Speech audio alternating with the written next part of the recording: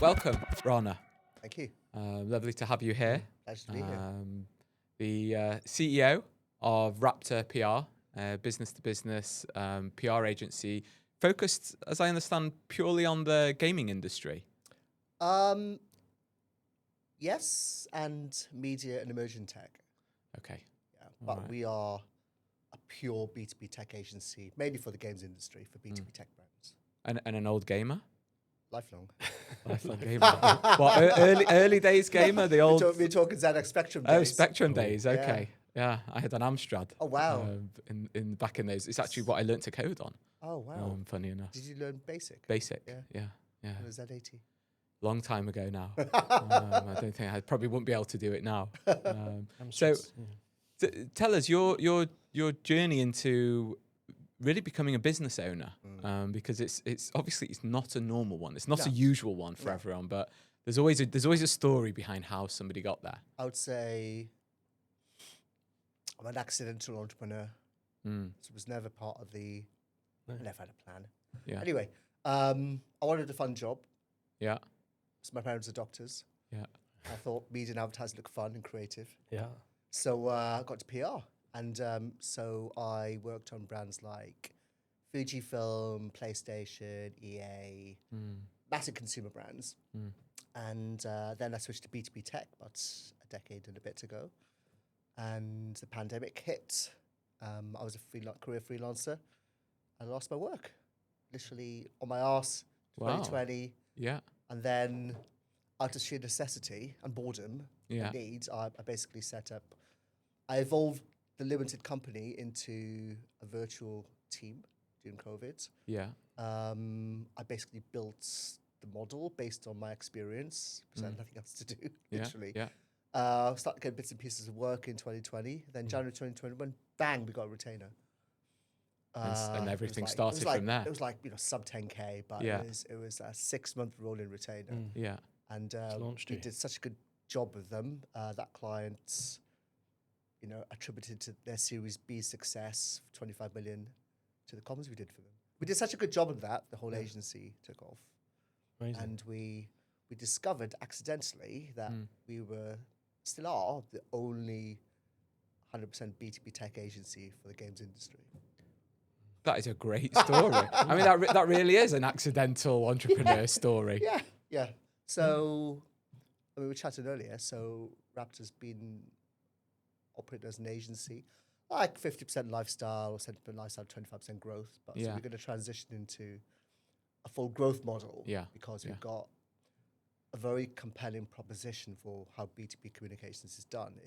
We've got an accessible brand. Warm culture, love your brand, humans, and there's no agency like us. Incredible. Yeah.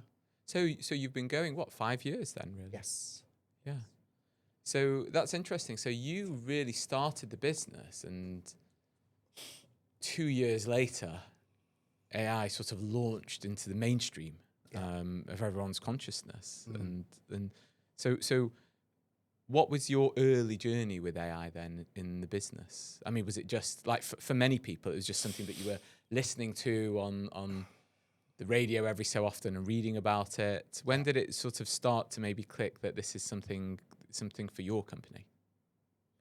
I'm going to deviate a little bit, but I will answer your question. I've been thinking of AI all my life. Yeah. Been a sci-fi fan. Okay. I've literally been... Most of my life, I was looking forward to AI, like Star Trek fan, massive. But things like 2001, it's always been, oh my god, smart machines and androids, whatever. But it was always like from fantasy. Then, bang, it was here, and it was like, what the fuck is this? And then kind of shunned it in a box. Then took a close look at it and didn't know what to do with it for a while. About 2 years ago, 2.5 years ago, there was a blanket ban on use of AI in the agency because I didn't want the agency to get sued, essentially. And you didn't know? None of us knew. No, it was like... There's a few bad stories coming out at the time, We wasn't don't there? know if this is going to be plagiarizing copy out there. And it was my mindset. I want my team to still create the content because they need to create original content. Otherwise, I could be liable.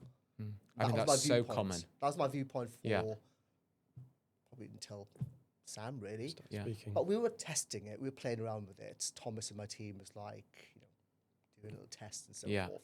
Wasn't quite there, and we changed our policy fairly aggressively recently, which we're going to discuss today. It's just to touch on that point. It's quite interesting because I think there's a lot of acceptance that AI is going to take, let's say, the grunt work out of a lot of people's jobs, or the sort of more lower cognitive sort of work, the sort of repetitive type of things. But there's always been a concern and a worry about the creative elements. Will AI take over the creative side of things? And so it's just interesting listening to what you're saying, that was where the concern was. It's like, we don't want AI to be doing our creative work. That's our thing. That's where our magic almost happens. Part of it, but as a business owner, I was probably more concerned about the legal aspect. The fear. I didn't want to get sued, and we have an obligation to create new original content for our clients. And the advent of AI is, we think deeply about what we do as an agency and our role in communications. And a lot of it is thought leadership. But ultimately, our goal is to communicate and articulate our clients as genuine thought leaders. That can only be done ideally with them, because they're actually the subject matter experts, saying payment tech or Web3 or ad tech. So they're the thought leaders. We need to extrapolate what they have, and we can use AI tools to do that. Yes, we do brainstorm ideas and so forth. Generally, the idea is always going to come from, but right now, for humans, the technology is allowing us to articulate or brainstorm these ideas further. The creative process, the ideas are always coming from, say, a team member or a human. And the tech is used at various points in, say, the communication stack, whether it's from research or helping me build a proposal. So the original idea, the ideation process is human. It's still organic. Still organic. I mean, I will try and, I'll test it. I'll say, give me a campaign theme based on what we've done in the past. And usually what's created isn't good enough. So you knew Sam before. And so tell us. Yeah, I was going to say, it's just a few months back now, we were at lunch, and I think we were just generally catching up, weren't we? We just noticed we're both business owners. So we excitedly caught up for lunch, and it's like, let's chat. I think you were interested in the AI world and what we were doing, and I was interested in how we could leverage PR potentially as well. But I do remember that conversation, you sort of addressing the fear. You were sort of saying, look, I'm worried about getting sued, and we haven't quite got started yet. We see this massive potential. Like, AI is everywhere. I'm reading about it. I'm buzzing about what it can do, but it was that taking the step. So I think we left the lunch with the agreement that we would do a workshop for you. Take us back to where you were at there and what happened in that workshop. And so back then, I guess it was summertime. It was outside Soho House, and well, preceding that, we're having lunch, and we're basically talking about that in the team there was a lack of parity in terms of AI expertise or prompting expertise, for example. There was a lot of fear inside the agency at executive or manager level, and we needed to address it. Some people were really comfortable with it, but there weren't any, let's say, rules of governance like in our handbook and so forth. So it was a bit, ethereal. Being an emerging tech agency, we're pretty on the ball of being aware of these tools, but there was a lack of parity in terms of, say, who could do pro prompts, for example, or understanding, how AI is going to support the daily work. So, you think it was a combination of fear and just lack of knowledge and lack of education, lack of knowledge, across the board, across the board. So, like most companies. Yeah. So the training has given us a foundation on which to build. It's allowed us to reflect. And, I personally, I'm not doing a lot of the day-to-day.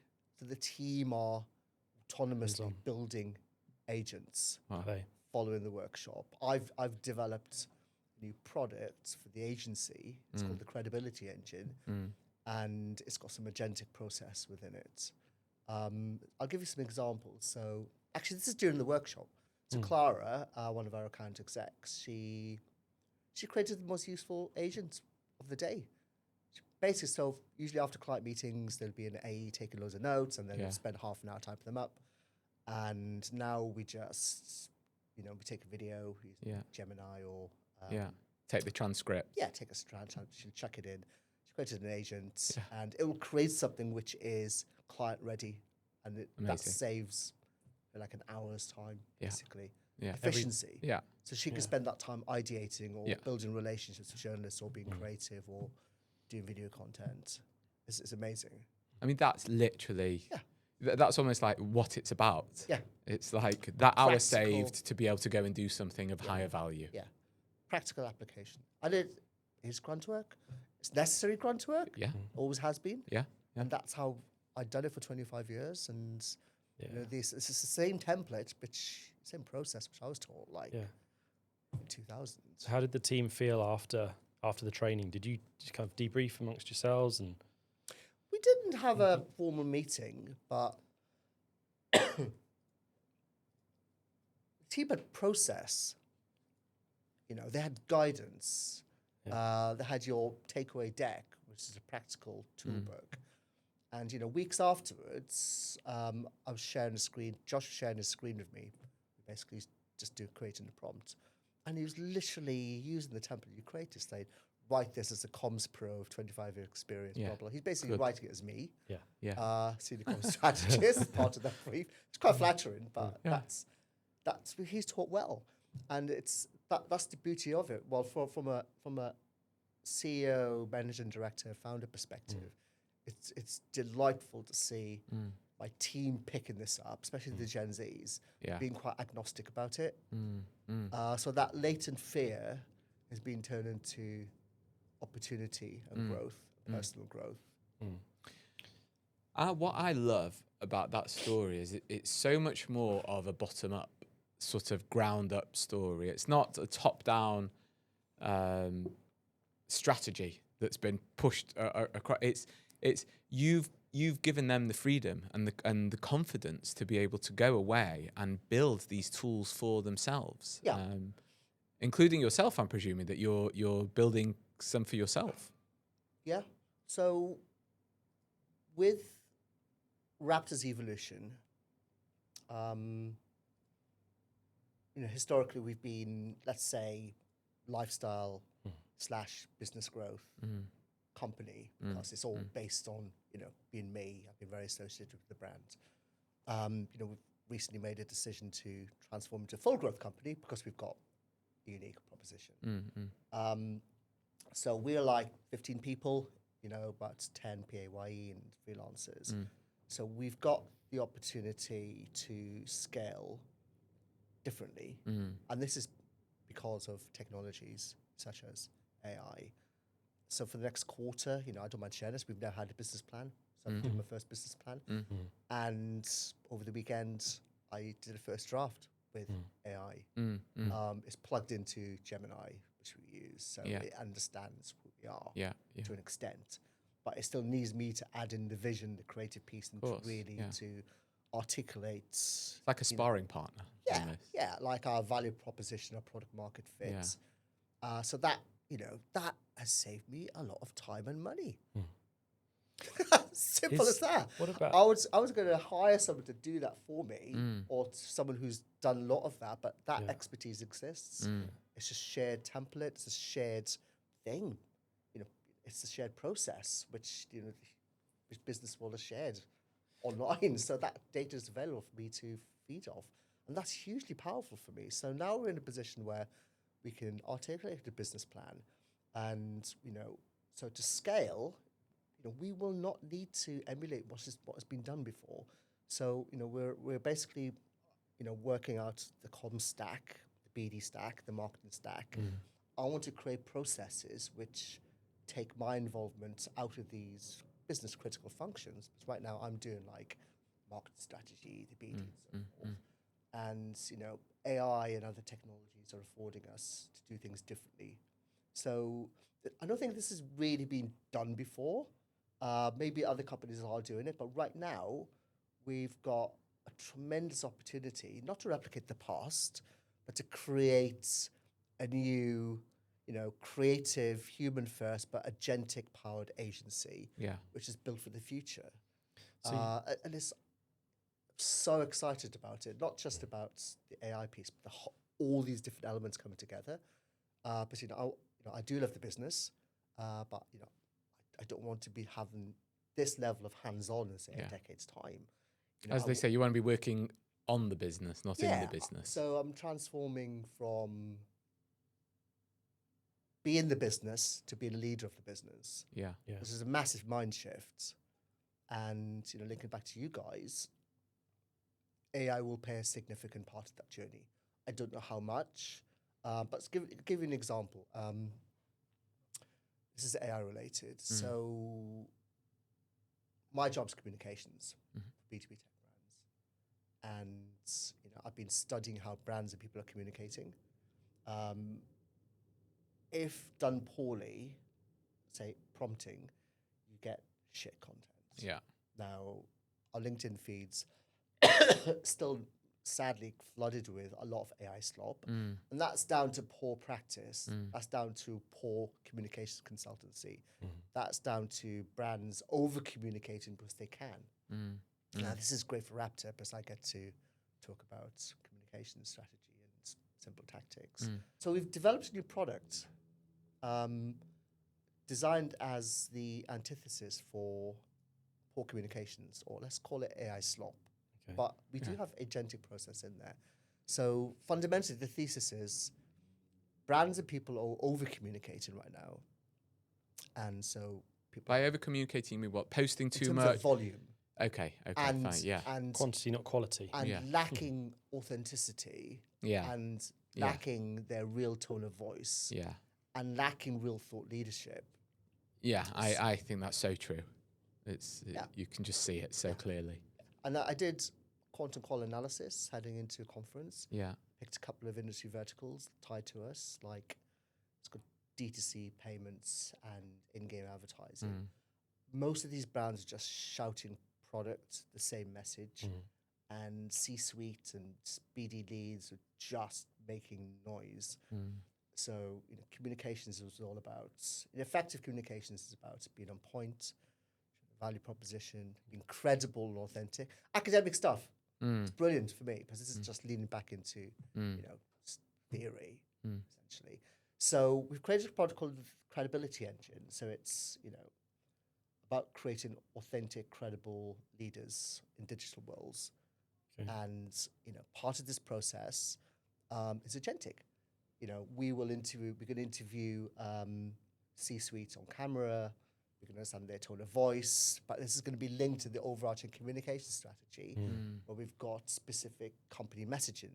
It's going to link back to the business sometimes on social, for example. So, again, it's not the technology is not there to replace. It's here to support a communication strategy. Yeah, and augment. I mean, it's a great example, by the way. You get that transcript from that conversation. There is so much you can pull out of that. Yes. From tone of voice to sort of strategy to and you can have something that does that again and again and again in quite a consistent way. So I'm not a fan of poor ghostwriting because I know a lot of people on LinkedIn who aren't natural English language native speakers, but they don't sound like themselves, and the content isn't aligned with their business, which really offends me as a person. So what Raptor is doing, we want to ensure that the content we create for our clients sounds like them 95%. So it's a combination of a human speaking to C-suite, capturing the data, tying in the communication strategy. So there's all these different elements from human aspect, consultancy, and technology, and the end product is a very close, authentic replica of, say the CEO, for example. And it can only be done by having the human and AI components and the communications consultancy. So you can see how it's part of the enablement process. And it's been really well received. We've got 2 clients who want to buy it. I love it. That's I love great. the sound of it. It's great. So you're actually producing and creating a new product with some AI enablement inside it. Yeah. How much are you leaning into the messaging around? Like, how much are you saying, look, actually, this product is actually not much. So you're just, is behind the scenes or? Yeah, the client doesn't need to know. Okay, we do tell them, and we get their permission, but AI isn't part of our core messaging. I don't think it needs to be, because it just needs to be used smartly. It's like when the internet first came out. It's just another tool. Yeah. It doesn't. But It doesn't it's an essential part of a good agency or any good company. But it's right now, being a comms guy, I haven't seen lots of hype waves over the decades. If I stuck AI at the end of Raptor, for example, it would look cool for a couple of years. But it's like when the internet first came out. XX digital or online. I lived that, and then it looked a bit passé after 5 years. But in my work, it's there, and I think that's probably for the long term. I did actually create an agentic version of the Raptor logo. I never released it because I thought it went too far. Yeah. But I sometimes pop her into text just secretly in the corner, little robot cyborg Raptor. So, what was interesting about meeting your company was that you're quite technologically advanced, I would say, as a company. Like all the people in the company, they're very tech savvy, and certainly when Sam and I go and speak to a lot of companies, and tech companies included, they're sort of like, no, we've got this. Like, we know how to use AI, and I've always found that it's quite shocking for them after they do a workshop, and often they'll come and say, well, we really didn't know what we didn't know. Like it's been quite transformative. Was that your experience? Do you think that you as a company may have thought that you knew more than you did?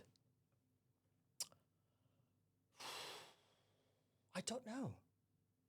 I certainly, me personally, I didn't know how to prompt as well. Not the level of detail that you guys taught us, but it was like, I like the way you described it. This is like coding, but done through natural language. Yes, that made sense to me. So it still needs to be machine code structured at the bottom, then you go up the different layers. When you explained it like that, I went, that makes sense. And this is literally only as good as the prompt you give it. 100%. The data you feed it. Yeah. And then it's like, there we go. Yeah. That was like a major penny drop moment for me. Yeah. That was like in the first half an hour of the presentation, the workshop. It's like any application. It's only as good as the developer underneath it.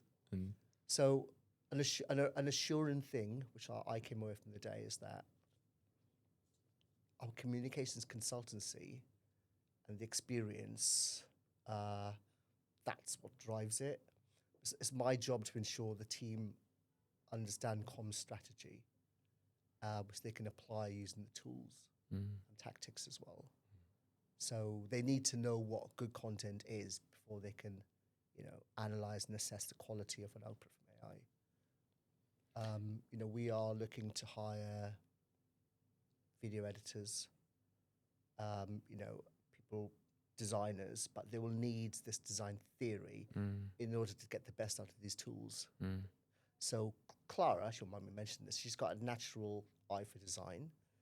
Instead of getting her trained up on a bunch of tools, I'm getting her design training, because she understands more about the language and nature and principles of design.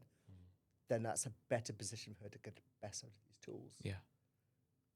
But everyone's got access to VO3, but if you don't know the language of film and editing, you're not going to be able to get the best out of it.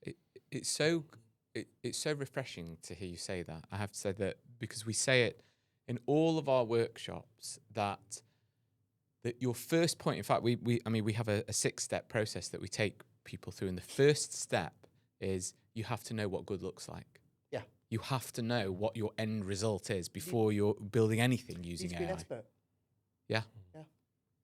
Yeah. Like, It doesn't do it for you. No. I asked the team to do this like 3D graphic spinning Raptor and a bunch of tools. Their outputs weren't amazing because they're not modelers. You know, they're not ed video guys.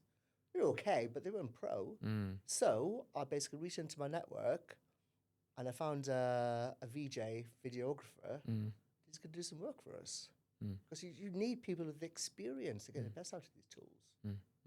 But sorry, go ahead. I think that's a differentiator for companies that are using AI. Yeah. I think the ones that understand that they still need, as you said, that quite human-led approach towards it, where you have the experts in the room, but they're using it as a tool, versus those that think that they can essentially get rid of those people and AI will do the work for them. It's a good analogy. In the 90s, when CGI animation came in, a lot of the stop-motion animators were like super depressed when Jurassic Park came out. Yeah. So that these artists, there's this guy called Phil Tippett, and he's basically did like Jason and the Argonauts and the stop motion that you move a character frame at a time. Anyway, he was super depressed, but he actually got hired by ILM because he understands the nature and nuances and theory and practice of animation. So they hired him to oversee like Jurassic Park models and stuff like that. So he was an expert at animation. So whatever industry you're in, you're going to be an expert at something. The tools are just going to support that. Yeah. So with PR then, how do you think this is going to pan out? Do you think there's going to be a differentiation between sort of AI-led or AI-led PR companies versus ones that sort of don't want to go down that route? Do you think it's just a natural thing that all will go down that route? Where do you think the future is?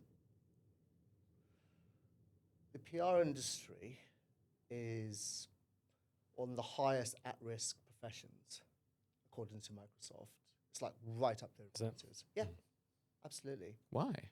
That surprises me. Yeah. Microsoft did that survey, the most at-risk professions, and it bothered me. I feel threatened about it, But we're still getting hired by VC-backed companies in San Francisco who have access to all these technologies. Yes, it's true. So, and we've still got demand, like from big publishers and tech companies. So, we're still here. I think there's this fear. Okay, so where is this all good? I don't know what's going to happen in 5 years. I don't know. None of us do. But I can't give you that prediction. Do you think a high percentage of the agencies, your competitors essentially, will adopt AI, or do you think it will be on the lower end? Do you think they'll stay old school and do it without AI? I think every industry is going to be fundamentally It needs to be a high altered percentage. because of AI. And it's something going through every CEO's minds, from a small business owner through to enterprise. But it's down to the individual leaders to assess how they can evolve. And it's a critical time for the world. No one knows what the future is going to bring, but we can worry about the here and now in the next few years. And you just need to do what's right for your business. To make the best business decisions, you need to look at your risks and opportunities. This is both. We don't. It's moving so fast. We don't know what's going to happen with AI. Like in 2 years, it's progressing and developing so quickly. As a small business owner, the best I can do is to be aware of the tech which is most pertinent for my profession and adapt with it. Right now, because we are transforming into a growth business and we're at that right size, we can extrapolate what talent we may need over the next 12 months, but also to see where we can bring effective efficiencies whilst maintaining the integrity of the work.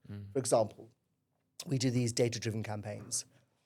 We interview developers, brands, agencies, to get data, and we create assets like white papers. That process has been shrunken down, but still needs senior directors to check the communication strategy. Still doing the interviews. Yes. In terms of like complex implicit messaging for B2B stakeholders, this is driven still by humans to check this. The creative components are still come from people. The deals are still done by people at conferences. These multi-million-dollar deals, not just with Raptor, but with between each other. So the human component is, from my perspective, still overridingly important. But where companies, so I'm developing a 3 to 5 year business plan. The trajectory is going to be different as if, I did this process 5 years ago. Because AI is here now. So when we look at things like marketing, there's new stuff we're inventing, like how to market ourselves. Like now we can create photorealistic video content for B2B stakeholders. That would be so cost prohibitive 5 years ago. The BD stack, automations, if it's done well, no one likes bad spam, but if there are companies out there which market themselves well. What other areas?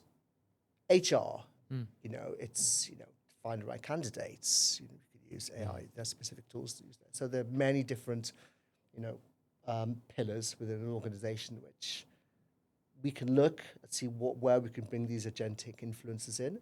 So, my personal journey, what Raptor's going to be doing, it's going to have agentic process in there. But still, I've got some ex-MDs, former MDs of mine who want to be advisors to Raptor. I still need counsel to help build what I think will be, a relatively, I don't want to say future-proof, I would say a unique agency model for the future, which is built on a combination of expert talent and technology. We've always used tech in the business, like, we use Signal AI, we use Roxel for media databases, we've got a bunch of tools. AI specifically, it's something different because it's not just ChatGPT for copy, there's a whole load of other elements in which can. So would you say that using AI for your agency is literally a competitive advantage versus the other PR agencies that are slow to adopt and just apprehensive? I would say yes. It's a huge advantage for us because I can imagine like a 50, 60 company agency. Yeah. If their AEs and AMs and ADs, account execs, account directors and staff aren't trained how to prompt properly or living in fear, culturally that's quite negative. So for small to medium-sized businesses, I think they've got the real opportunity to learn these tools and be more agile and adapt. I've seen organizations, I know organizations in the games industry, the bigger ones are finding it hard to pivot. Yeah. But the smaller ones, like I know studios, say 50 people strong, they're telling me they're doing the work of 300 people. And these are stories I've been hearing all year long. Yeah. It's quite funny because I was interviewing games industry studios about the impact of AI whilst ignoring internally, this is back in March, about how AI is going to impact PR. Because I was too obsessed with thinking from my clients' perspectives, how is AI going to impact game development or game publishing and so forth. It's massive. It's huge. And then it's only meeting Sam, I think I was looking more inwardly. It's like, oh fuck, how is AI going to impact PR? Exactly. I literally did the whole blog post, LinkedIn post on, and I had like HAL 9000 and how AI is going to impact the games industry. It's not pretty. That's a different story. A lot. Yeah. That It's goes not across pretty. a lot of industries. Yeah. It's not pretty, but where you've got huge teams, AI can do a lot of stuff. Yeah.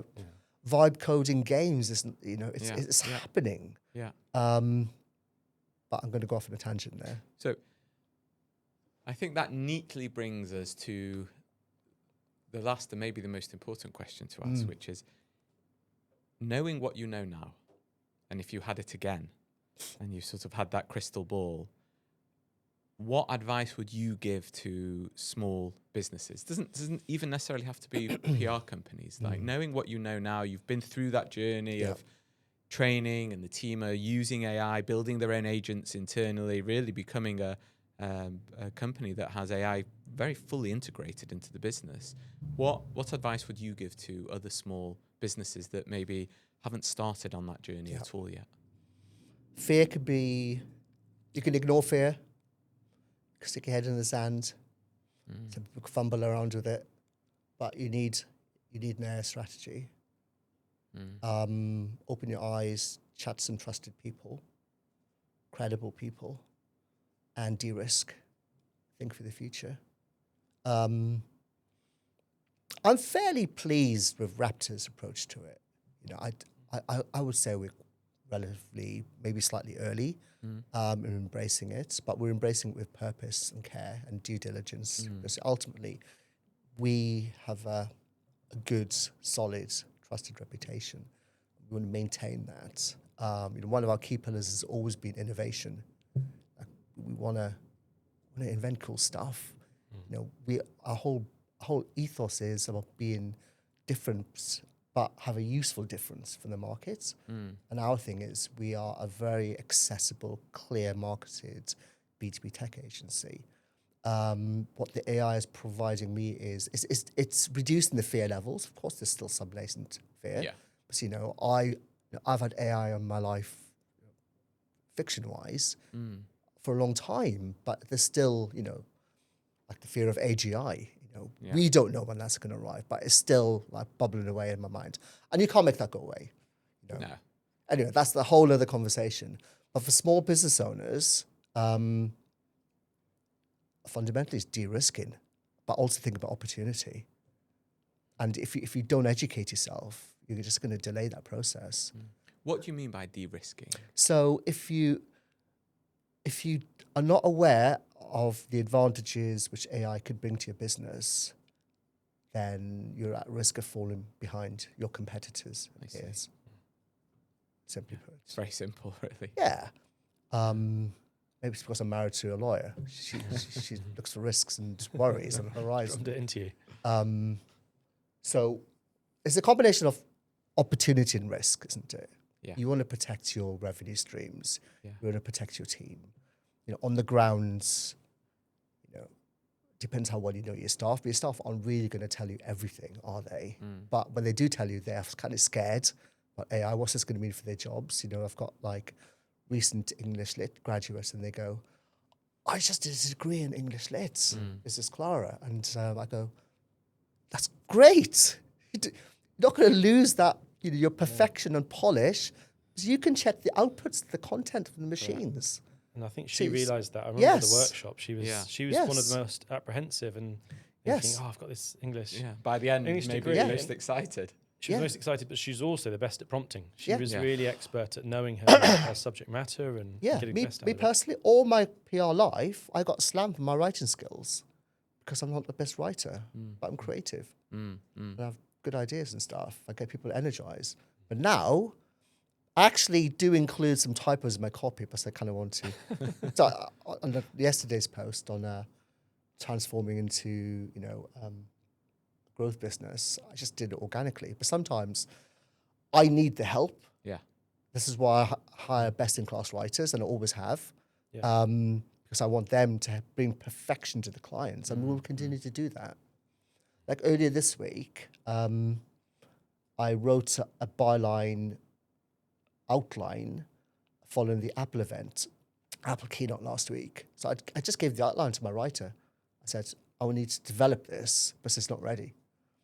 Now that outlines, I got that out the door within like 20 minutes because I had my idea. It was basically Apple doesn't embrace being a games industry and has never had a games industry narrative, despite being by default the biggest games company in the world. Anyway, so I took that thesis, I mapped it out using Gemini, got a good outline, and I've given it to the writer just to make it more me, to make it more expert, put some research into it. So just inject it into the process. Yes.